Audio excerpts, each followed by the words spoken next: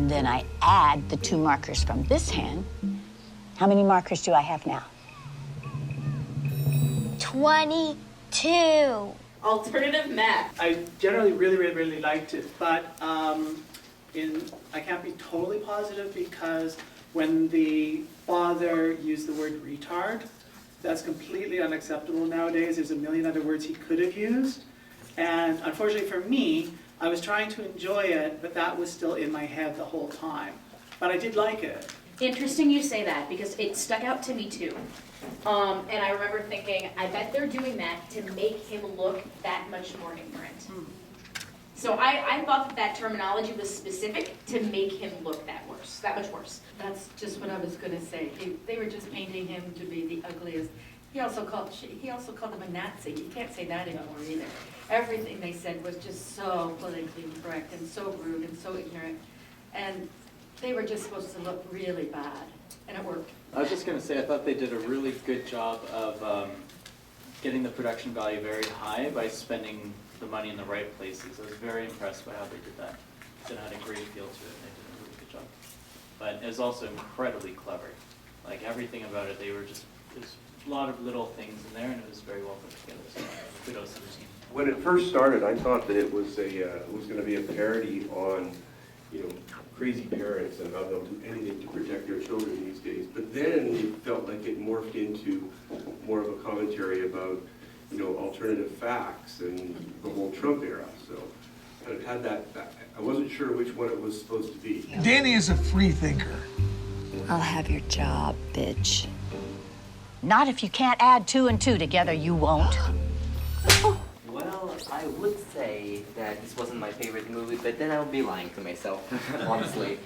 But it's great since they took math out of all the things that basically just, you cannot fight it. You cannot fight against math. And people just try like to express freedom to something that you just have rules that cannot be bent.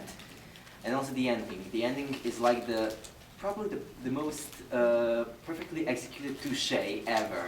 I was really happy with it. It reminded me of like a modern day Twilight Zone.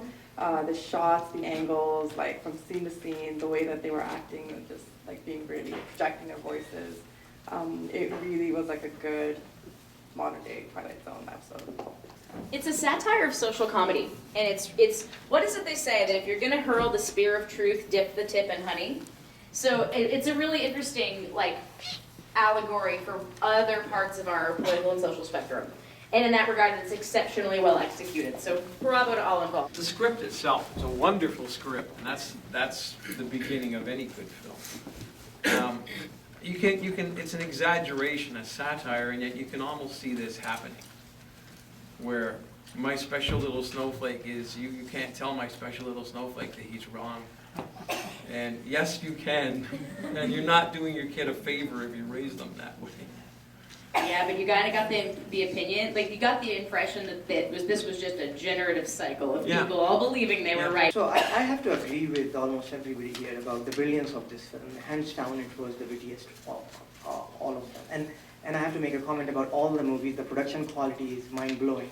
I'm not thinking I'm sitting somewhere like in a fancy theater, but actually watching some, like non-commercial, non-Hollywood. The production quality is so relatable. It's so used to this level of quality. So that goes. And the brilliance of this movie and the script and the contemporary commentary on what's going on right now, as some people pointed towards Trump and what's happening with the alternate facts that are coming up. I'll be very honest, the movie scared me because it felt too real.